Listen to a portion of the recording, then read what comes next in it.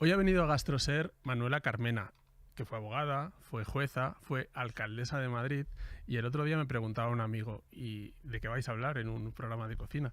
Hola Manuela, ¿qué tal? ¿Cómo estás? Hola, muy bien, Carlos, estupendo. No sé si tú también te lo has preguntado. Sí, y además me has convencido bastante por esto de hablar de cosas de comer y de cocina y eso me gusta mucho. Siempre te ha gustado, ¿no? Sí, me gusta mucho. No es la primera vez que hablamos, seguramente tú no te acordarás, pero para mí fue un día importante, me hizo mucha ilusión. En 2017, cuando eras alcaldesa, viniste al Hoy por Hoy con Ángels, yo tenía la sección de cocina con ella, estuvimos hablando de las magdalenas, y de hecho yo traje magdalenas que había hecho siguiendo tu receta. Ay, qué bueno. Y me hiciste una crítica malísima, porque no me habían subido bien. Bueno, entonces, es que lo del horno, mira que es difícil, ¿eh? El punto del horno. Esta vez he decidido que no iba a cometer el mismo error, entonces directamente no he hecho magdalenas para no equivocarme. Muy bien, muy bien. Pero bueno, tú tenías un podcast aquí en la SER, en Podium en realidad, Sí. Suena Carmena, Sí. le dedicaste un capítulo de hecho se llamaba Comer, una necesidad, un placer o un problema.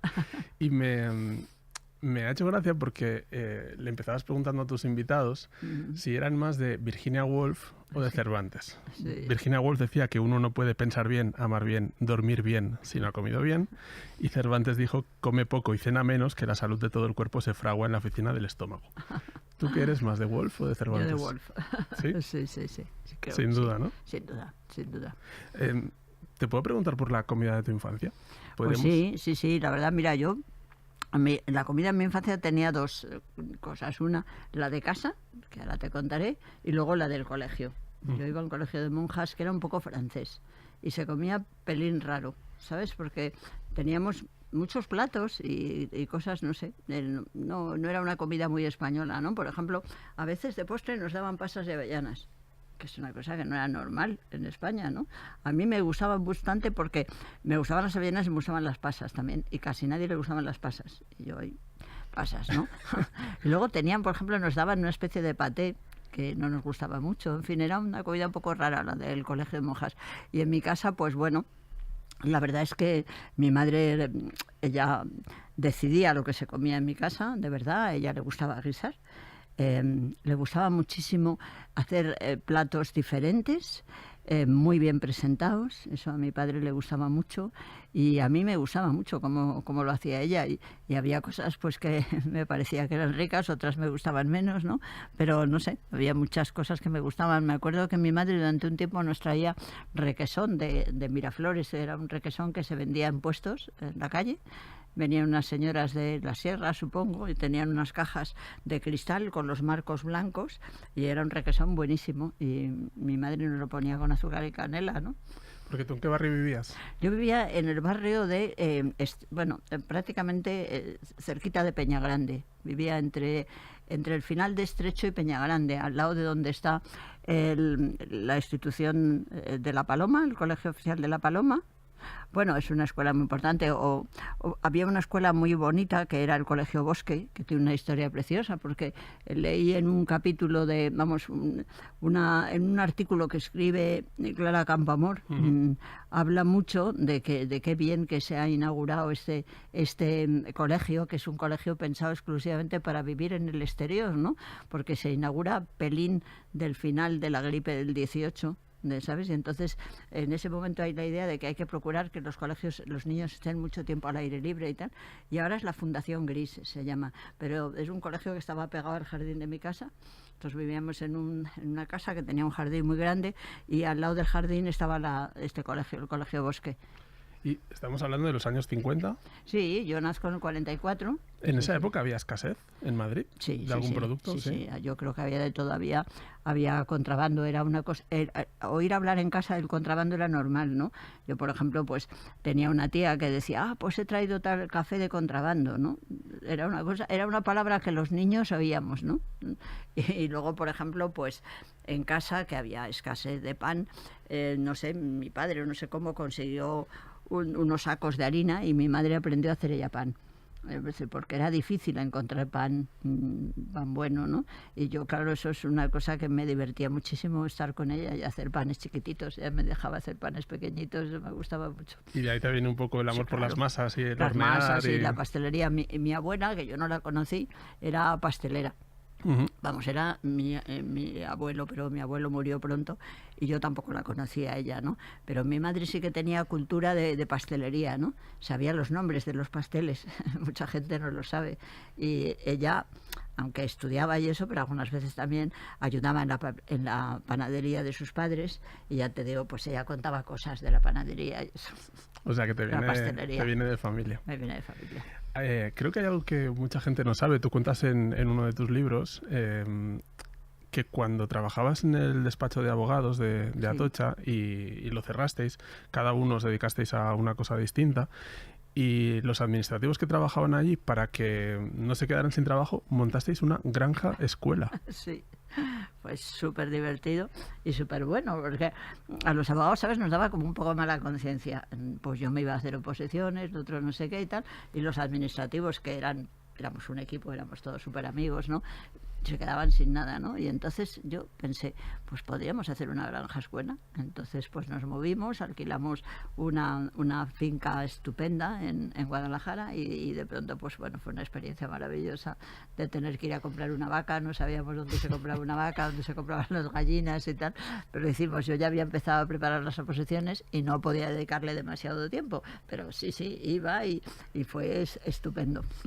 Cuentas en ese episodio que tuvisteis un verano con una gran cosecha de calabacines, sí, y que cuando quisisteis que los niños que habían participado en la producción pudieran vender esos calabacines en un mercado del pueblo, chocasteis contra la burocracia. No sé si esa fue la primera vez que chocaste contra la burocracia. Bueno, yo creo que había chocado ya otras veces, pero sí, esa fue la más definitiva, porque era tan bonito pensar que los niños iban a divertir muchísimo vendiendo. Además, hicimos eso de calabacines, vitaminas a miles, y entonces, bueno, y nos dijeron que no, que eso era imposible, que eso no se podía hacer, ¿no? No sé, sí, chocar con las prohibiciones, que con carácter general puede tener un sentido, claro que sí, claro que no es posible que los niños trabajen, tienen que formarse y tienen que estudiar, pero es que un elemento esencial de la formación para un niño es vender. Yo te digo, a mí, mi padre tenía una tienda aquí enfrente y yo estaba en la tienda vendiendo, y yo creo que vender es una actividad de relación. ¿Una tienda de qué? Mi padre tenía aquí una tienda de ropa y inicialmente empezó siendo una camisería, pero luego él, que era tenía como mucho sentido de la oportunidad, se dio cuenta que la cuestión de hacer blusas, faldas y vestidos ya hechos para las mujeres tenía mucho éxito. Estaba donde ahora es la tienda del Corte Inglés, digo, del Real Madrid. Donde ahora es aquí enfrente de la cadena SER. Sí, y yo tengo todavía en casa una propaganda que mi padre encargó a la SER para la tienda, y al final la verdad es que era una tienda muy bonita, se vendía mucho, venían muchos extranjeros porque les gustaban mucho las cosas que había y estaban muy bien. Bueno, lo que sé, para los franceses que eran ricos estaban bien. Entonces ya te digo, a mí vender me parece bonito. Primero, es una actitud de relación, ¿no? Tú ofreces al otro una cosa que tú valoras, ¿no? Entonces, en la medida que tú lo valoras, pues trasladas tu sentimiento al otro, intentas comunicarle, ¿no? Por eso me parecía que era pedagógico para los niños vender. Ellos habían cultivado los calabacines, los habían visto crecer, los habían recogido, los valoraban, ¿no? Entonces era bonito exponerlos, sentir orgullo del trabajo. Bueno, pero esas cosas, pues las normas generales a veces no son conscientes de que hay que acoplar toda una serie de singularidades, ¿no? Voy a explicar una pequeña experiencia personal que al final tiene que ver contigo. Yo tengo un niño que tiene 11 meses de momento, entonces en el último año he visitado muchas escuelas infantiles en las jornadas de puertas abiertas, pues un poco para ver a dónde le podíamos llevar, ¿no? Y claro, cuando ves muchas puedes comparar, y de repente cuando fui a la primera escuela municipal, me quedé ojiplático de lo bien que estaba, de lo bonita que era, de que la cocina solamente utilizaba productos ecológicos.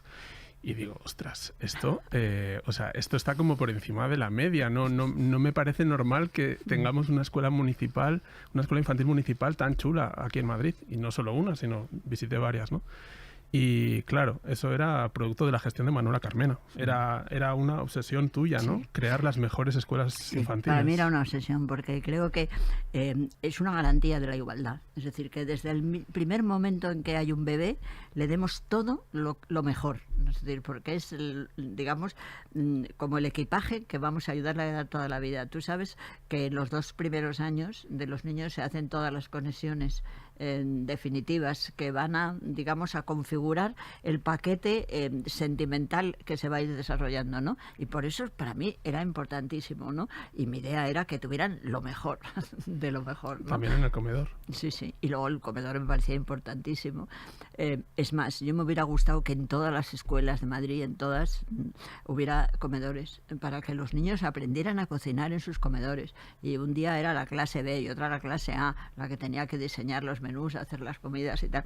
Pero no sabes la alegría que me da que te gustaran las escuelas infantiles, porque yo creo que sí que eran preciosas, ¿no? Y que buscamos además un colectivo de maestros, siempre buscábamos colectivos de maestros que fueran grupos cooperativos, de gente realmente entusiasmada con la educación, ¿no?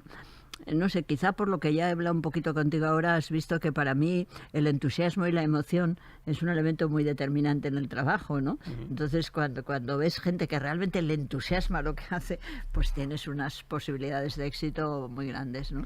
De hecho, estuve en una de las primeras municipales que visité, que al salir recuerdo que lo que comentaba es, tengo la sensación de que esto era Copenhague, porque era como muy moderno, muy escandinavo. Sí, ¿no? sí, encargamos además las cosas, los muebles y tal, a los sitios más mejores, ¿no? Dijimos, para nuestros niños lo mejor.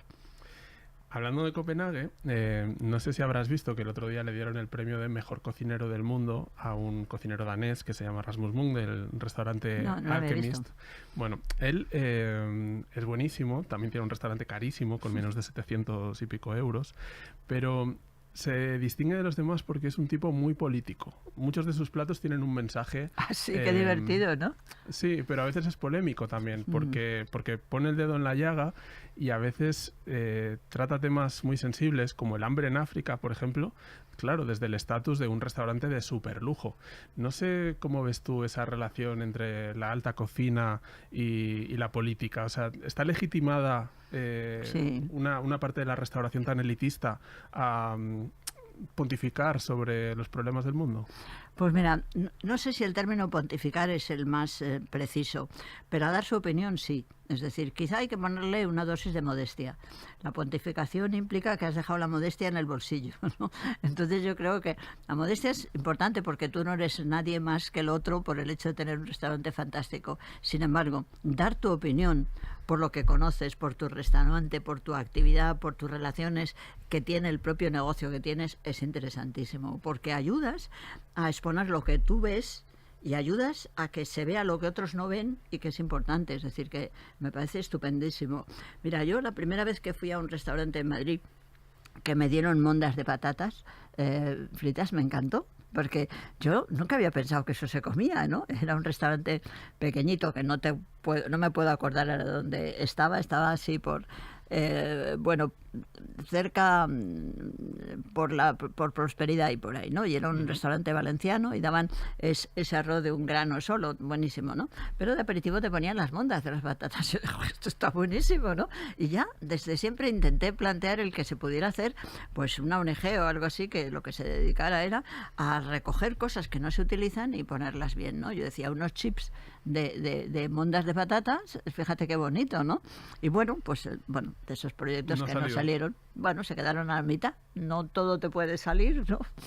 Un proyecto que sí salió es el de Zapatelas, una empresa que se dedica a confeccionar ropa y también juguetes. Sí. Tenéis una tienda en La Latina. Sí. Sí, la verdad es que ese sí ha salido, aunque con mucho esfuerzo, porque bueno, todas estas cosas son difíciles, ¿no? Pero es muy importante porque no solamente es lo que se vende, sino por qué se fabrica lo que luego se vende, ¿no? Nosotros buscamos, digamos, como una explicación de por qué hacemos lo que hacemos, ¿no? Intentamos hacer cosas, bueno, pues con colores distintos, que los niños tengan variedad, que los niños conozcan, efectivamente. Tenemos una prenda que se utiliza mucho, que es la mandelita, que es una prenda en homenaje a Nelson Mandela, y es unas camisas como las que llevaba el gran Nelson Mandela, pero para niños desde 0 meses y que son divertidísimas, ¿no? Me parece bonito que los niños no solamente vean las imágenes de Disney, sino que vean imágenes africanas y luego, por ejemplo, que se enamoren con los cuadros. Tenemos un libro que a mí me encanta, que es para que los niños disfruten en los museos y que ellos empiecen a quedarse con las imágenes del museo, ¿no?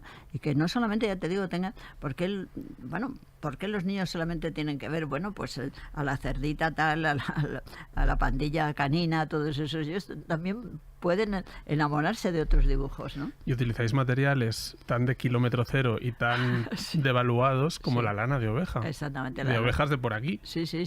Y además la verdad es que nos encanta porque resulta que la lana además tiene una ventaja enorme, que es inignea, es decir, que no puede, porque los otros rellenos son absolutamente petróleo, ¿no? Y bueno, y la verdad yo creo que hacemos cosas muy bonitas. Intentamos a las muñecas además que representen a personas que han sido importantes en el feminismo. Tenemos a unas que se llaman Clara Campoamor, tenemos otras Elena Fortún, y ahora estamos haciendo, que a mí me queda muy sorprendida, porque ahora estamos haciendo una para estas Navidades que yo estoy muy ilusionada, que es Conchita Arenal, que es Concepción Arenal. Y resulta que empiezo a hablar con la gente de tu edad y eso, y la gente no tiene ni idea qué fue Concepción Arenal, ¿no?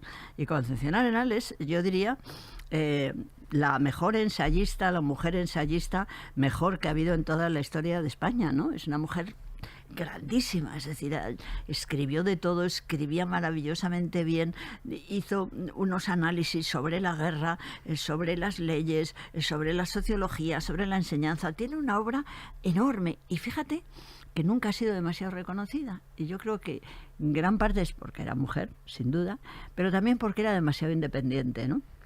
¿Y para cuándo unos dentalitos o unos gorros de cocinera dedicados a Emilia Pardo Bazán, por ejemplo? Pues sí, esos van a venir, porque la verdad es que gorros de cocinera ya hacemos bien, pero el siguiente va a ser Pardo Bazán, sí. Yo creo que es una de las que nos queremos tratar, pero de momento tenemos que acabar con Conchita Arenal. Yo me he basado en un libro de dibujos que ha hecho, fíjate, su bisnieta. La bisnieta de Concepción Arenal se llama Teresa, no me acuerdo el apellido, y el libro es precioso. Es un libro de dibujos en el que cuenta cómo fue la niñez de Concepción Arenal. Y con esas referencias hemos hecho nuestra Conchita. Está muy interesante. Yo que sé que manejas, hay varios referentes del feminismo. Claro, Emilia Pardo Bazán, además de ser una gran escritora, tiene varios recetarios, ¿no? Cocina tradicional, cocina moderna. Sí. O sea, que también es un referente de la historia de la cocina Total. española. Son geniales. Además, son unas recetas muy gallegas, ¿no? Muy complicadas, pero a mí me han valido mucho porque ahora estoy escribiendo con otras amigas jubiladas. Estamos escribiendo una experiencia, un libro que creo que es muy divertido, sobre una gran mujer gallega que es Juana de Vega, y Juana de Vega es un poquito mayor que Concepción Arenal, ¿no? Es más, Juana de Vega, que es una mujer del liberalismo español y súper amiga de Martín de los Heros, de Mendizábal, todos estos, y todos tienen calle en Madrid menos ella, cosas que pasan. Bueno, pues con esta Juana de Vega hacía mucha comida en su casa, ¿no? ¿Y por qué no se la pusiste tú? Pregunto. Porque no sabía que existía, yo ha sido después, ¿sabes? Vale. Fue después, cuando ya me jubilé, me jubilé de verdad, que empecé a leer más cosas de ella, no sabía, pero ahora ya sé mucho. Entonces, cuando hablamos en ese libro de las cosas que se comen en casa de Juana de Vega, utilizamos las recetas de Pardo Bazán, porque esta señora Juana de Vega, fíjate, le manda ostras en conserva a Quintana, que era un amigo suyo, ¿no? Entonces buscamos a ver cómo eran las ostras en conserva. Tú eres una persona muy inquieta, que dices que ahora te has jubilado de verdad, pero en realidad no paras de hacer cosas. Y además de lo de Zapatelas, me comentabas que tienes un proyecto que me parece muy bonito, que es el de crear un restaurante relacionado con un centro penitenciario, ¿no? ¿Me puedes contar un poco más del proyecto? Mira, el proyecto ese no es mío, es de una mujer maravillosa que se llama Mariu de Rico. Entonces ella estuvo mucho tiempo en una asociación de apoyo a las mujeres, se llamaba ACOPE. Luego, precisamente por la puesta en marcha del restaurante, pues hubo diferencias y ella se marchó de la organización, ¿no? Pero ahora ella ya fuera de la organización, y yo estoy trabajando con ella, pues estamos volviendo a poner en marcha un proyecto que es precioso y que hay en otras partes del mundo, es decir, en concreto lo hay en Italia y lo hay también en Inglaterra, ¿no? Que es hacer un buen restaurante en una cárcel, ¿no? Y la idea es hacerlo en la cárcel de mujeres de Ávila. Y la idea es, bueno, eso es un proceso buenísimo de formación para las personas que están presas, y por lo que tiene, ¿no? Por lo que tiene de formación, de saber guisar, de saber hacer cosas, pero luego también de saber mantener un restaurante, cómo se mantiene un negocio, cuáles son las relaciones como tal. Bueno, y yo creo además, pues la cárcel de Ávila está en un sitio muy bonito y en principio tenemos permiso y aceptación de la dirección, vamos, de la Secretaría de Instituciones Penitenciarias, y lo único, bueno, nos falta como tantas veces financiación. ¿Pero el restaurante estaría dentro de la cárcel? Dentro de la cárcel. Y para entrar, supongo que te tendrían que, bueno, registrar, ¿no? Ver que... No, ¿o qué? yo creo que ahí se puede plantear el que es una zona en la que no es, que tenga una cierta desconexión con el conjunto de la cárcel. Está dentro de la cárcel, pero lo mismo que hay actividades donde están los funcionarios, ¿no? Pues un planteamiento de que está en la cárcel, pero por supuesto tú puedes ir allí a comer sin que te hagan, sin que te registren todo lo que llevas, ¿no? Esto ha sonado muy a ignorante prejuicioso, pero es lo primero que he pensado, está muy bien, Manuela. ya te digo, hay un proyecto en Italia, no te sabría decir dónde, y hay un proyecto también en Inglaterra, ¿no? Tú fuiste jueza en Bilbao, ¿no? Entre otros sitios. Sí, fui cuando en la carrera judicial, una vez que estás unos años de juez individual, pues luego pasas a magistrado, ¿no? Entonces yo pasé a magistrado en Bilbao. ¿Es donde mejor has comido? Pues no te sé decir, porque yo soy mucho de comer en casa. Entonces es verdad que comer en Bilbao es una maravilla. La merluza rebozada con los pimientos rojos, eso es una maravilla y cosas riquísimas. Pero yo comía mucho en casa, tenía un apartamento muy, muy mono, tuve la suerte de estrenar y comía mucho en casa yo. ¿Sigues cocinando? Sí. ¿Qué es tu repertorio habitual? ¿Cuáles Pues mira, serían te cuento, ayer fue el cumpleaños de mis dos nietas pequeñas. Okay. Bueno, lo celebrábamos, eran días diferentes, ¿no? Y entonces nos reunimos 12. Y entonces, pues mira, hice primero unas judías, bueno, primero un gazpacho, que a mí me sale muy bien, que lo hago con sandía. Y entonces además lo metí en un frasco que había encontrado de plástico, que era la forma de un oso, ¿no? Con lo cual las niñas se rieron muchísimo porque era gazpachoso, era el gazpacho oso, ¿sabes? Y se rieron muchísimo. Bueno, que a mis nietas les encanta ese gazpacho, quizá porque es un poquitín dulce con la sandía y tal. Bueno, pues hice primero el gazpacho y después hice judías verdes con zanahorias y con patatas. Pero yo las judías verdes las hago como si fueran fideos, porque las parto. Es decir, que las quito las hebras y las parto por la mitad. Es un curro, pero algunas veces la familia se lo merece, ¿no? Y luego de segundo hice bonito con tomate. Muy bien. Estaba buenísimo. ¿Disfrutas en la cocina? Muchísimo. Ah, y luego de postre hice mis bombones helados, que me salen buenísimos. Hago unos bombones helados, rellenos de helado que hago yo también, y están riquísimos. Mientras fuiste alcaldesa, ¿también cocinabas, Sí, o claro. no te daba tiempo? No, sí, porque, bueno, primero porque tenemos que comer todos los días, ¿no? Y entonces pues yo ya buscaba alguna manera.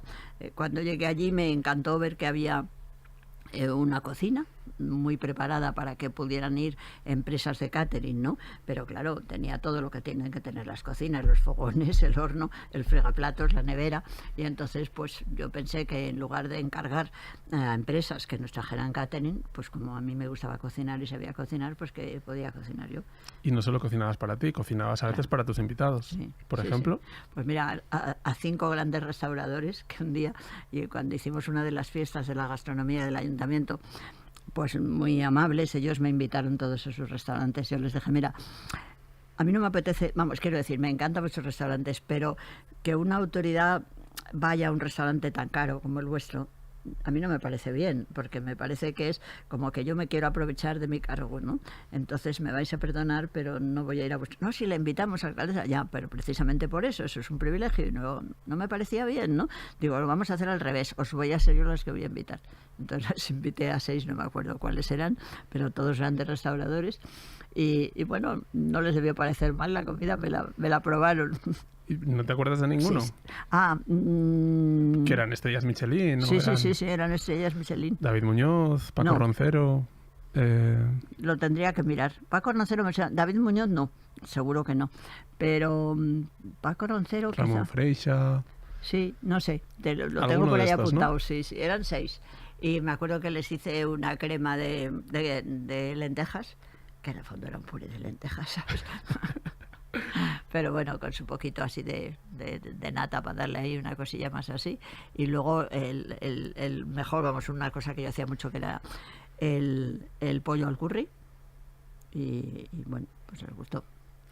Yo no sé si tú lo de la política de las magdalenas fue una cosa deliberada, pensada estratégicamente, o simplemente a ti te surgió de forma natural. No, mira, como yo ya, claro, ya tenía muchos años, los tengo ahora, pero también los tenía entonces, ¿no?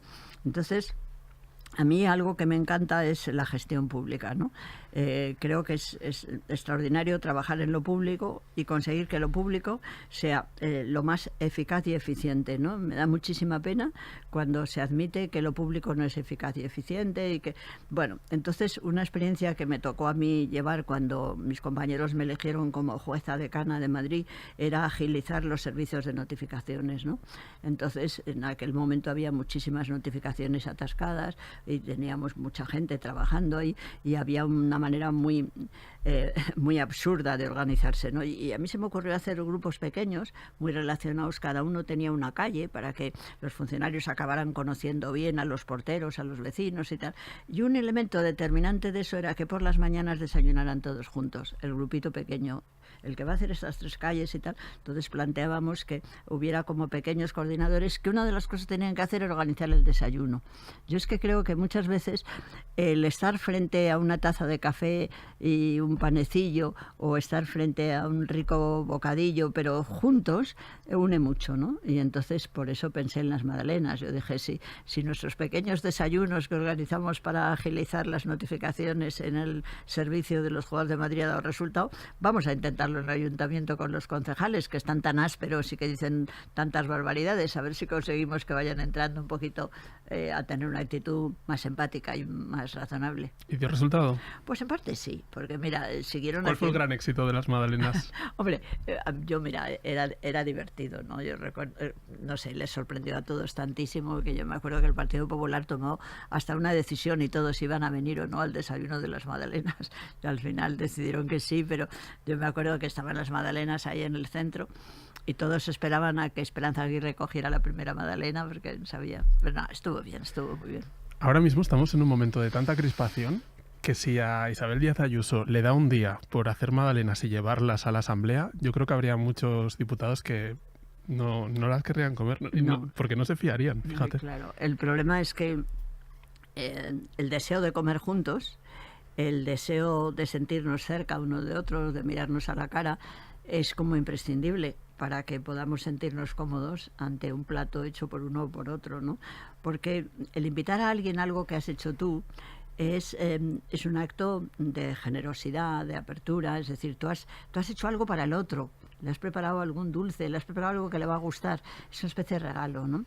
Pero claro, el regalo se tiene que dar en un marco de reconocimiento mutuo, ¿no? De que vale lo que tú haces porque también tú valoras lo que yo hago, ¿no? Entonces, cuando no se hace más que encender y digamos y hacer que haya más enfrentamiento, pues es muy difícil dar ese paso, ¿no?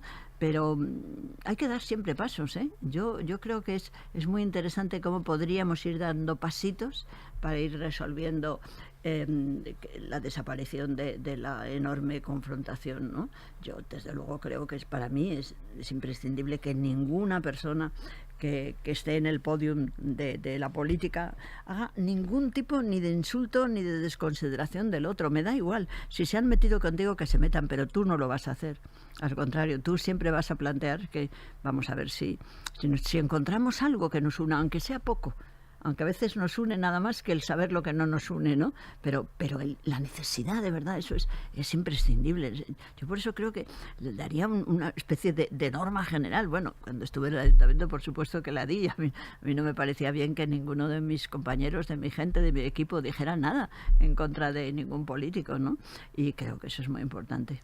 No sé si has leído algo, si te suena Zoran Mamdani. No. Es el candidato demócrata a la alcaldía de Nueva York, que hay elecciones municipales dentro de unas semanas, dentro de poquito, y por lo visto es una de las grandes figuras emergentes de los progresistas en Estados Unidos, ¿no? Es un tipo de origen indio-ugandés, es musulmán. Ganó las primarias contra todo pronóstico y es un tipo muy carismático que utiliza muchísimo la comida y la cocina para llegar a la gente. ¿Y qué me puedo leer de él? Estar al tanto, ¿no? Claro, yo leí el otro día un artículo en el New York Times en el que explicaban un poco cómo él ha venido a utilizar la cocina o la comida no como la típica visita a un restaurante donde te haces la foto para promocionar un producto. No, él lo tiene como más integrado, va a los restaurantes, da ruedas de prensa en sus restaurantes preferidos de toda la vida. He visto un vídeo en el que tiene un poco esa actitud de influencer, como de hecho es que tiene 33 años, es un tipo muy joven. Iba a visitar food trucks de cocina halal y les preguntaba cuánto costaba la comida y cuánto era achacable a las licencias que tenían que pagar. Qué bonito. Automáticamente dijo que él lo primero que iba a hacer era bajar esas licencias para que la comida halal costara un poco más barata. En fin, creo que tenéis muchas cosas en común. Me va a interesar muchísimo. Al otro lado del charco y generaciones distintas, pero los dos habéis utilizado o estáis él utiliza ahora mismo la comida. Me parece importantísimo además profundizar que cuando uno guisa para otro, uno le regala algo al otro, ¿no? Es decir, yo creo que eso es muy bonito, además, poder regalar con tus manos y tu imaginación, ¿no? Pues yo creo que eso es precioso, te da una capacidad un poco mágica, ¿no? Es decir, tú ves ahí una serie de cosas, pues no sé, un tomate, un no sé qué y tal, ¡bum! Y de pronto te puede salir ahí unos macarrones fantásticos con una salsa de tomate riquísima y tal. La has hecho tú, la has imaginado tú y la regalas, ¿no? Me hizo mucha gracia que se hizo una foto rompiendo el ayuno del Ramadán en el metro de Nueva York y se iba a comer un burrito. Y por esa foto le criticaron muchísimo. Y su respuesta fue: os leo, os escucho y si fuerais un burrito os comería en el metro de Nueva York.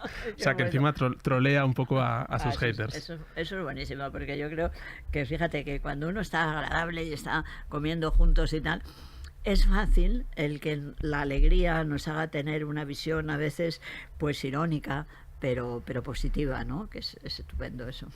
Otra de las medidas de Mamdani, ya cambiamos de tema, pero él quiere crear una tienda de frutas y verduras en cada distrito de Nueva York, una tienda municipal, para que los precios sean más bajos y la gente pueda acceder a ese tipo de comida. Se pueden hacer muchas cosas relacionadas con la comida en la política, pero normalmente siempre hablamos de los mismos temas y casi nunca se habla de algo tan básico para la gente. Una cosa que yo creo que se sabe poco, porque yo creo que a veces se sabe muy poco lo que se hace desde la gestión política. Los medios de comunicación ahí no lo hacéis bien, porque muchas veces solamente buscáis la bronca, ¿no? Y no contáis las cosas. Una cosa que a mí me pareció muy bonita, nosotros potenciamos mucho el que se crearan más huertos infantiles en los colegios, ¿no?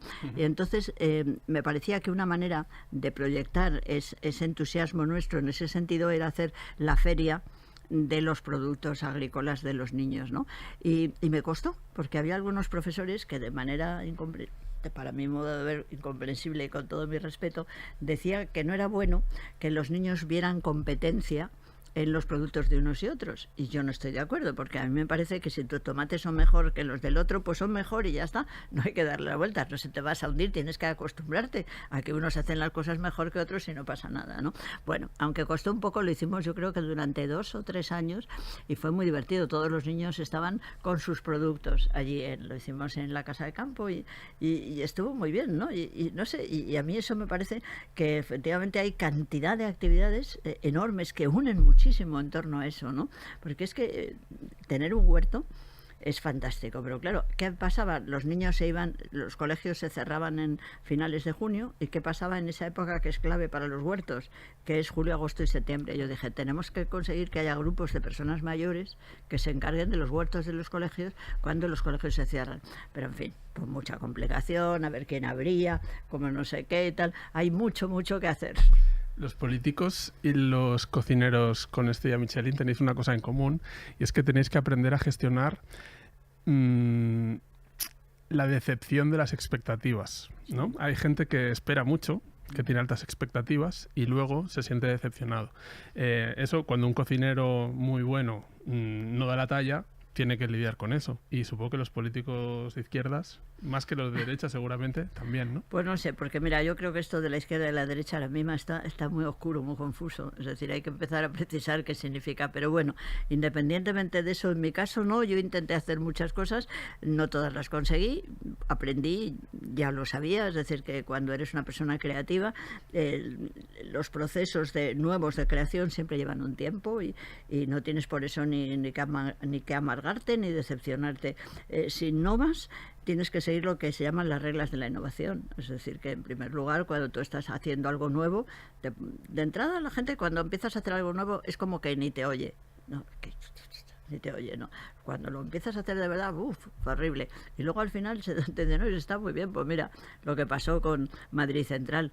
Anda que no nos dijeron, madre mía, yo me acuerdo, nos decían que éramos cochófobos, que bueno, era evidente que había que hacerlo, ¿no? Y José Luis, pues ahora va, el nuevo alcalde dice, no, es estupendo y está orgulloso, ¿sabes? Dices, bueno, ¿le cambió el nombre? Sí, bueno, es en fin, una pequeñez un poquito innecesaria, pero oye, pues nada, es igual, le pones al niño el nombre que quieras. Lo importante es que se mantiene y habría que mantenerlo más, ¿no? Pero quiero decir con eso que los procesos de cambio pues son así, no te puedes desanimar. Hay veces que no has conseguido hacer todo lo que has querido, pero bueno, pues has dejado ahí las semillas. ¿Sigues hablando con Ada Colau? Pues no mucho. La verdad, no porque mucho. En vuestra época de alcaldesas se veía mucha sintonía. Sí, teníamos una relación, aún sabiéndonos distintas las dos, ¿no? Y yo creo que las dos nos valorábamos mucho, pero a nivel, digamos, así como más de convivencia, pues no. Y yo la he llamado alguna vez porque ella ha venido y tal, y no ha habido un momento. Seguro que cuando nos veamos, pues nos gustará vernos y nos abrazaremos y todo eso, pero no ha habido esa convivencia de continuar la relación. Te preguntaba por ella porque ha participado en la flotilla, sí. Y yo no quería acabar esta entrevista sin hablar de cómo se usa el hambre también como arma de guerra, ¿no? Que es algo que estamos viendo en muchos sitios, pero especialmente en Palestina, y eso es lo que denunciaba la flotilla, donde también estaba Greta Thunberg, que es una joven que yo sé que tú admiras, ¿no? Y que pones como ejemplo. No sé, cuando ves esas imágenes, cuando ves estas actitudes... Mira, es tan terrible que yo creo que una cosa que a mí me parece muy importante es hacer una historia del hambre, ¿no? Es decir, cómo ha surgido el hambre, cómo se utiliza el hambre como un elemento de presión y tal, porque es muy interesante. Hay un proyecto que yo no sé si tú lo conoces, que yo estaba muy ilusionada y que tampoco se pudo hacer, que era hacer la escuela de gastronomía, la biblioteca de gastronomía en Madrid.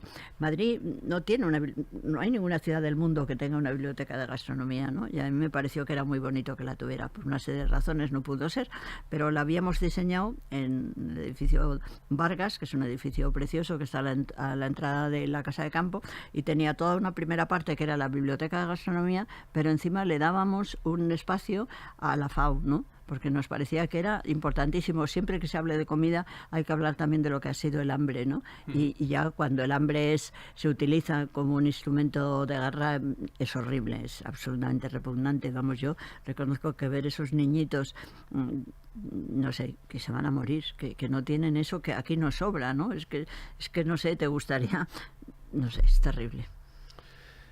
De hecho, recuerdo que en el podcast que mencionaba al principio, de Suna Carmena, en ese capítulo dedicado a la cocina, tú decías que un menú de 350 euros te parece inadmisible, sí. Porque decías algo así como que parece que te estás comiendo lo de los demás, ¿no? O sea, a ti te genera dudas morales. Sí, yo reconozco que me cuesta ir a un sitio de esas características. ¿Has ido alguno? ¿Alguna vez? Yo creo que no. Yo creo que lo más que he ido antes de ser alcaldesa, tenía bastante amistad con Abel, ese cocinero. ¿Te acuerdas? Era un cocinero muy creativo, que tenía un restaurante que ya lo ha quitado. Bueno, me acuerdo, él era un cocinero que empezó siendo un cocinero de barrio y luego fue subiendo muchísimo, uno que llevaba siempre un sombrero. Abel. yo creo que se llamaba Abel. Pues ahora no caigo, no Bueno, caigo. seguro que tuvo su importancia. Vale. Bueno, decoraba además muy bonitos, tal, y yo creo que he sido el único que he ido así más caro, aquel quizá poco porque le conocíamos desde pequeño, desde que empezó pues por detrás de O'Donnell y tal. Ujú. Total, que sí, a mí me da como cargo de conciencia, me siento mal. No sé si sabes que este fin de semana se ha celebrado el concurso de la mejor tortilla de patatas de España y resulta que el cocinero que la prepara está en Madrid, tiene un bar en Lavapiés, otro en Chamberí y es venezolano. Anda, qué bien. O sea, la mejor tortilla española la hace un Hombre. venezolano que lleva muchísimos años en España. Bueno, me parece estupendo. Pero esto dice mucho también del poder de la cocina, de la comida como herramienta de integración, ¿no? En un momento de tantos conflictos identitarios, a mí me parece un ejemplo paradigmático. Sé que es un tema que a ti también te preocupó, la integración de los refugiados y utilizar la cocina un poco como... Me parece maravilloso eso, y además creo que probablemente muchos de estos niños emigrantes pueden ser los mejores cocineros del día de mañana, ¿no? Que a lo mejor yo no los veré, pero lo veréis vosotros los más jóvenes y mis nietos. Y yo tuve la suerte de que Raíces, esa asociación que sabes que tiene una escuela de gastronomía con los niños subsaharianos, vamos, Sí, Cocina fundamentalmente. Conciencia, ¿no? El programa Sí, de... exactamente, ¿no? Bueno, pues dijeron una vez, les dan clases de cocina y un día dijeron, no, pues que venga una persona que no sea cocinero a enseñarles.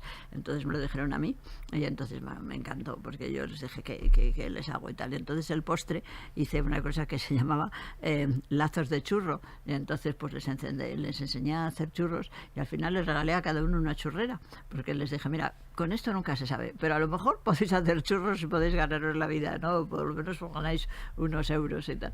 Y bueno, mira, me gustó tanto estar con ellos, veía en esos ojos, no sé, tanta ilusión, tanta determinación, y eran chavales que acababan de venir desde Canarias, es decir, que se habían bajado de esa barca en la que se juega la vida hacía 2 o 3 meses, ¿no?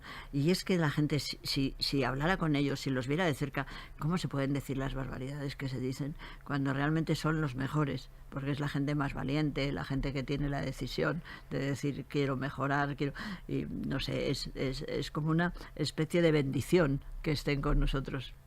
En tu libro, A los que vienen, me sorprendió mucho que el primer capítulo tiene mucho sexo explícito. Sí. Me sorprendió mucho que empezaras el libro así, que luego es un tema que tratas a menudo. No quiero que nos pongamos a hablar de sexo, pero sí que te voy a pedir una sugerencia, un menú para conquistar a alguien. Si tú tuvieras que seducir a alguien ahora mismo, ¿qué le podrías cocinar? ¿O qué Bueno, recomiendas? no lo sé, porque yo creo que no te creas tú que se seduce muy bien con la comida, ¿eh? ¿No? Yo creo que no. Porque a mí me da la impresión de que, no sé, los hombres no siempre valoran mucho la creatividad en las mujeres, ¿no? Es decir, eso es curioso, ¿no? Yo creo que se les seduce más, yo diría, con la mirada y con la conversación que con la comida. Pero puestos a tener que utilizar las 3 cosas, comida, conservación, pues no sé, intentaría hacer pues una pasta con esa salsa de tomate mía que es única, que realmente es única, y luego pues un postre que me gusta mucho y que es muy sencillo, que se llama Suspiros de Amor, y empezaría diciendo, oye, estos son suspiros de amor, que eso es muy gracioso, ese lo he cogido de internet, lo ves a creer tú, y tiene mucho que ver se hace con quesitos de porciones, y está buenísimo. ¿Ah, sí? Sí. O sea, busco la receta y me saldrá. Sí, te saldrá Suspiros de Amor. Pero ¿y la de la salsa de tomate me la das, tu receta? Sí, claro. ¿Cómo la haces? Pues mira, yo lo que hago es poniendo naturalmente a freír tomate, cebolla y luego pues las 2 cucharaditas de sal y una de azúcar y punto. ¿Y mucho rato haciendo chup chup? No, que sea suficiente. Luego lo paso por una maquinona para que quede todo bien blandito, pero la base es la cebolla, el tomate. ¿Tomate natural? Tomate natural. Yo nunca utilizo tomate en lata, lo siento, a mí me gusta el tomate natural. Y luego 2 cucharaditas de sal y una de azúcar. Está, bueno, buenísimo. Voy a acabar pidiéndote una recomendación de algún sitio, alguna tasca, algún restaurante de barrio, algún sitio donde tú creas que se come bien o que tiran bien la caña o que ponen un buen café. No sé, recomiéndame algo en Madrid. Pues no sé, la verdad es que hay muchos sitios muy agradables, pero no te creas tú que salgo yo mucho ahora, pero por decir algún sitio así novedoso y que la gente no lo sabe y que se comen cosas ricas y que también es una escuela social, está lo que se llama el espacio abierto. El espacio abierto lo conoce poco la gente, es una cosa que hicimos en el ayuntamiento como un centro de creatividad infantil, y es interesante para que tu pequeño ya empiece a ir por allí, desde 0 hasta 16 años. ¿No es el de la Quinta de los Molinos? Sí, es el de la Quinta. Ah, sí lo conozco, sí. Bueno, sí. pues sabes que es estupendo, ¿no? Bueno, pues en la cocina que hacen ahí en la Quinta está riquísima. La verdad que sí. Y está muy bien. Oye, y es una manera de ayudar. Desde Pero te luego. gusta la Quinta, ¿no? Como quedó el sitio ese. Precioso, es un sitio precioso. Y fíjate que eso no pudimos continuarlo todo porque había una cosa que no sé lo que han hecho ahora, que lo estuve mirando el otro día, no hay más que banderas, por lo que he visto desde fuera no hay más que banderas. Nosotros lo habíamos previsto como una residencia de artistas que trabajen para la infancia, gente que hace obras de teatro, que hace libros, que hace cosas. Y lo habíamos pensado así porque es un edificio que queda... aquí está lo que era la casa del arquitecto y después a la bajada hay un edificio, ¿no? Y estuve viendo que lo han arreglado porque yo creo que estaba en el presupuesto que teníamos nosotros y está vacío y por dentro se ven banderas, la de la comunidad tal. Digo, mira, una casa de banderas tampoco me parece que sea muy útil. Pues la verdad que se come muy bien. La gente solamente va a esa zona o masivamente cuando se pone los almendros en flor, porque se llena de... Es precioso, la verdad, pero muy recomendable para ir todo el año a tomarte algo, a tapear. Claro. Y si vas desde el espacio abierto, tú sabes que hay terraza. Uh-huh. Y entonces estar en una terraza, en ese jardín... Oye, y hacen cosas muy ricas, ¿eh? Pero se llena, ¿eh? Hay que ir prontito. Ah, eso sí. Eso sí. Manuela Carmena, ha sido un placer hablar Carlos, de cocina contigo. Ha sido estupendo, fenomenal. Muchas gracias. A ti.